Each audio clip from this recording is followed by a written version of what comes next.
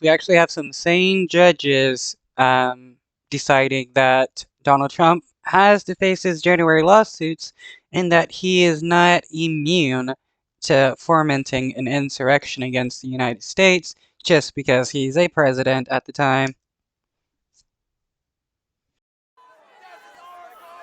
A U.S. appeals court on Friday ruled that Donald Trump must face civil lawsuits over his role in the January 6th attack on the U.S. Capitol by his supporters, rejecting the former president's claim of immunity.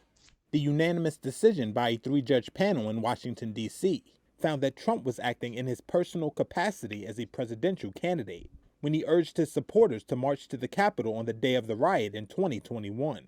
U.S. presidents are immune from civil lawsuits only for official actions. The ruling clears the way. This is hilarious because right-wingers can't say that Trump was not a part of this when the courts are determining that Trump, yeah, was a part of the insurrection on January 6th. Way for Trump to face lawsuits from U.S. Capitol police officers and Democratic lawmakers seeking to hold the former president accountable for the violence by his supporters, who sought to overturn his 2020 election defeat.